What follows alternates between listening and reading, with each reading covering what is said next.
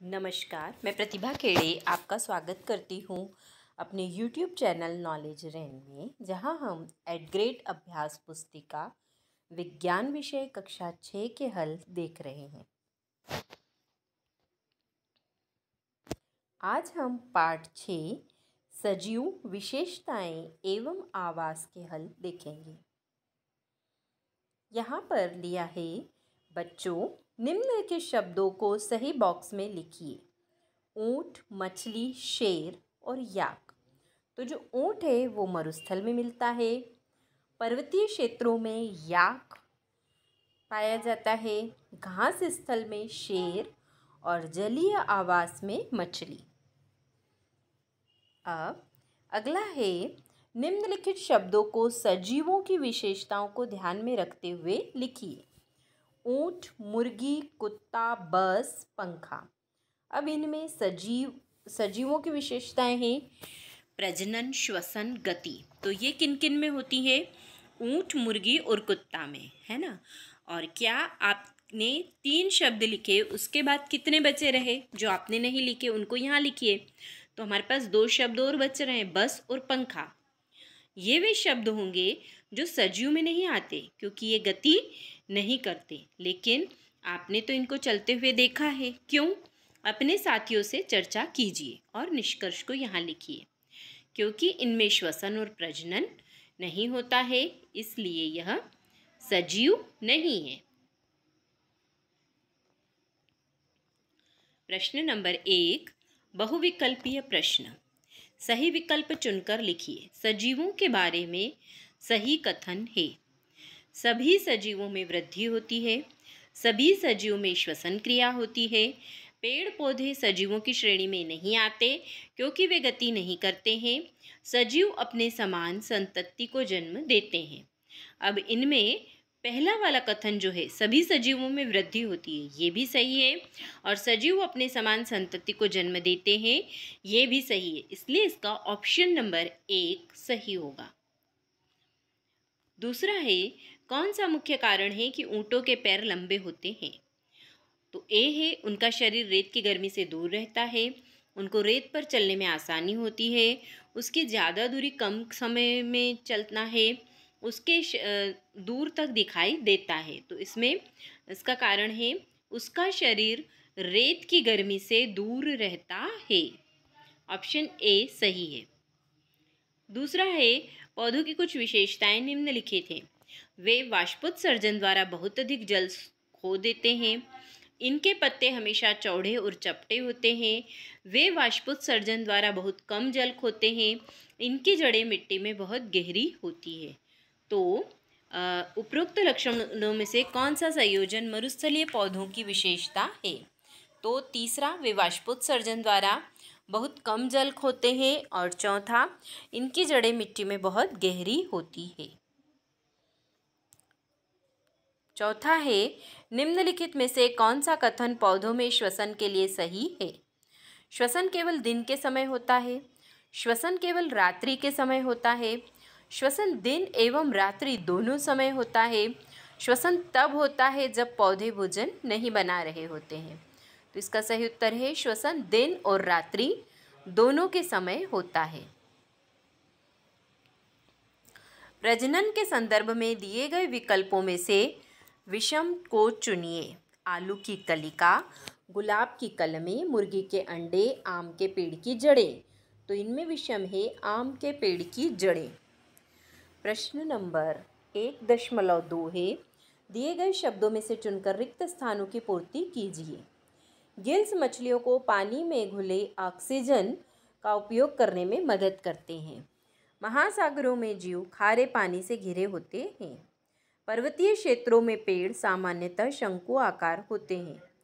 जलीय पौधों का तना लंबा, खोखला और हल्का होता है। अति लघु उत्तरीय प्रश्न है, अपने आसपास पाए जाने वाले किन्हीं 10 जीवों एवं 10 निर्जीव वस्तुओं के नाम लिखिए।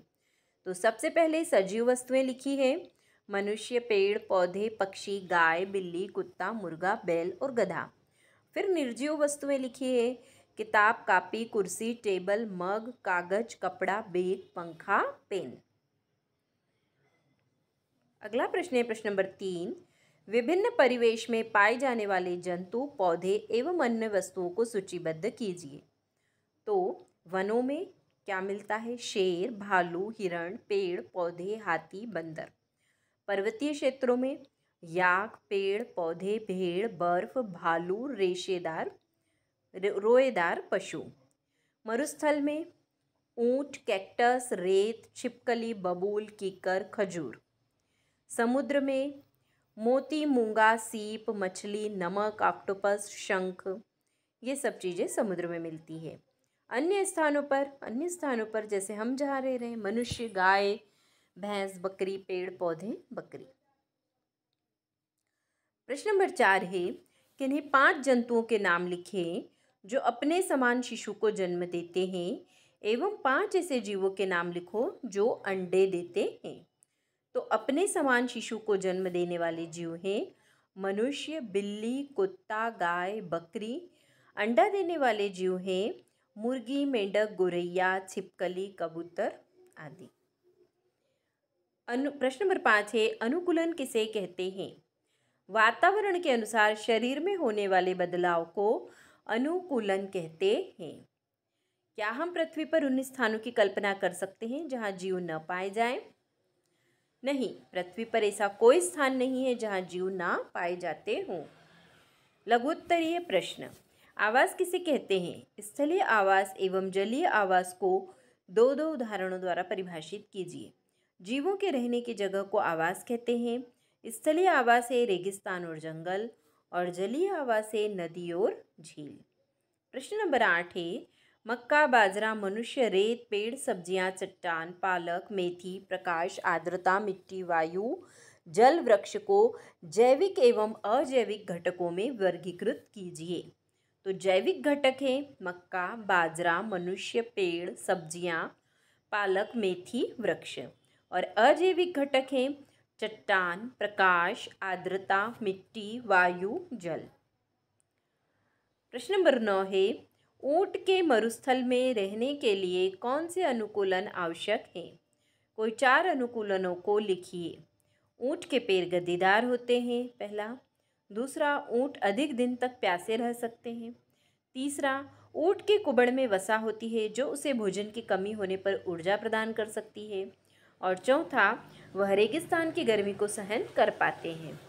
प्रश्न नंबर 10 है, यदि हम मैदानों में रहते हैं एवं कुछ महीनों के लिए पहाड़ों पर चले जाएं, तो हमारे शरीर में क्या परिवर्तन होंगे एवं ऐसे अल्प अवधि में होने वाले छोटे छोटे परिवर्तन क्या कहलाते हैं? तो ऐसे अल्प अवधि में होने वाले परिवर्तन कायिक परिवर्तन कहलाते हैं।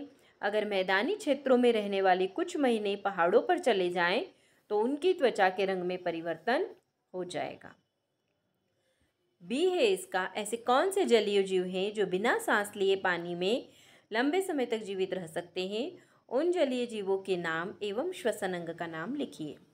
तो व्हेल मछली, मगरमच्छ, डॉल्फिन मछली, कछुआ, यह पानी में बिना सांस लिए लंबे समय तक जीवित रह सकते हैं।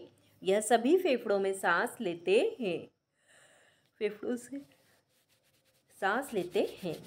प्रश्न नंबर 11 है, क्या मूंगफली एवं गेंदा की तरह सिंघाड़े को भी मिट्टी में उगाया जा सकता है? वे कौन से अनुकूलन है जो जलीय पौधों को जल में रहने हेतु अनुकूलित करते हैं? स्पष्ट कीजिए। नहीं, सिंघाड़े को जमीन में पैदा नहीं किया जा सकता क्योंकि वह जलीय पौधा है और जलीय पौधों की पत्तियां बड़ी होती है, उन पर मोम जैसे पदार्थों का आवरण होता है। दीर्घोत्तरीय प्रश्न है, चित्र में दी गई आकृति के वृक्ष किस क्षेत्र में पाए जाते हैं? इनकी कोई 3 विशेषताएं लिखिए। तो ऐसे वृक्ष पर्वतीय क्षेत्रों में पाए जाते हैं।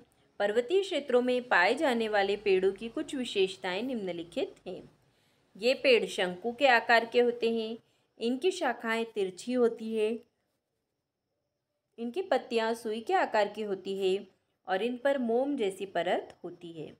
प्रश्न नंबर 13, पहाड़ी क्षेत्रों में पाए जाने वाले जीवों की त्वचा मोटी एवं शरीर घने बालों से ढका हुआ क्यों होता है? क्या हम भी इसी तरह कृत्रिम रूप से अपने शरीर को भी किसी मौसम में अनुकूलित कर सकते हैं? पर्वतीय क्षेत्रों में बहुत अधिक ठंड पड़ती है, इसलिए उनकी मोटी त्वचा और फर ठंड से उनका बचाव करते हैं, उनके शरीर को गर्म रखने के लिए मदद करते हैं। नहीं, हम अपने शरीर को इसी तरह कृत्रिम रूप से किसी भी मौसम के लिए अनुकूलित नहीं कर सकते हैं।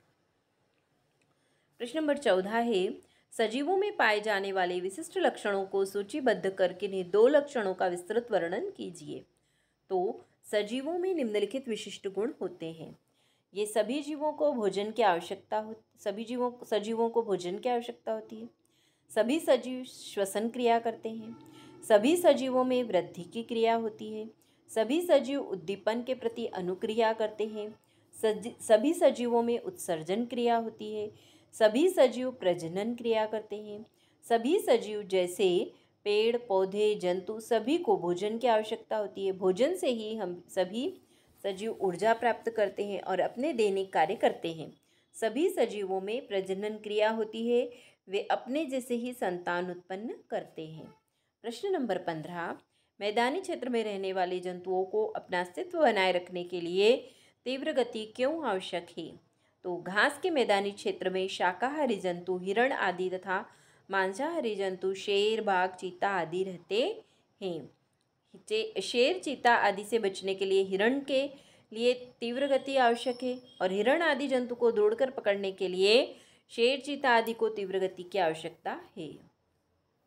प्रोजेक्ट कार्य 1 है, अपने माता पिता या बड़े भाई बहन की सहायता लेकर आपके आसपास पाए जाने वाले 20 जंतुओं की जानकारी सूची अनुसार एकत्र कर लिखिए।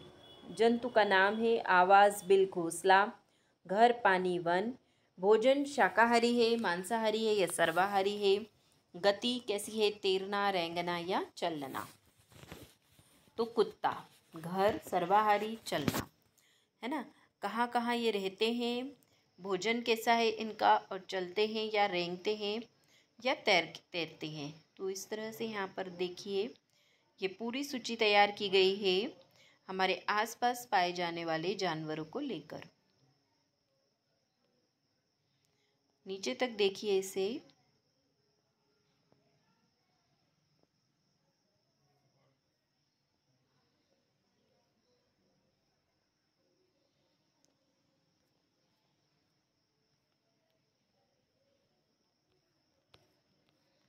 इसके बाद अगला प्रश्न है प्रोजेक्ट कार्य 2, निम्न विशेषताओं के आधार पर पौधों और जंतुओं में होने वाली क्रियाओं का वर्णन करिए।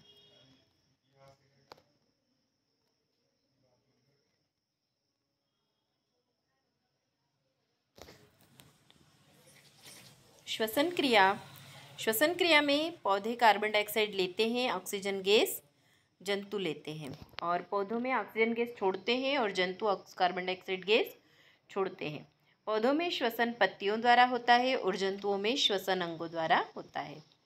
उद्दीपन के प्रति अनुक्रिया, कुछ पौधों के पुष्प केवल रात में खिलते हैं। जब हम किसी व्यंजन को देखते हैं तो हमारे मुंह में पानी आ जाता है। छुई मुई की पत्तियां छूने से मुरझाती है। जब हम अंधेरे में अचानक धूप से जाते हैं तो आंखें बंद हो जाती है। कुछ पुष्प सूर्यास्त के बाद बंद हो जाते हैं। जब हमारा पैर कांटे या नुकीली चीज पर पड़ता है तब संवेदना होती है। कुछ पुष्प सूर्योदय पर ही खिलते हैं। अचानक गर्म वस्तु को छूने पर हम हाथ हटा लेते हैं। गति, तो पौधों में गति आकार वृद्धि के साथ होती है। यहाँ जाकर लिखा हुआ है, इसे आकार समझिए। पौधों में गति आकार वृद्धि के साथ होती है। सभी जीव एक स्थान से दूसरे स्थान तक जा सकते हैं। धन्यवाद। आज के लिए इतना ही। अगले वीडियो में हम अगले पार्ट के हल देखेंगे। अगर आपको मेरे वीडियोस पसंद आ रहे हैं तो कृपया इन्हें लाइक करिए, शेयर करिए और चैनल को सब्सक्राइब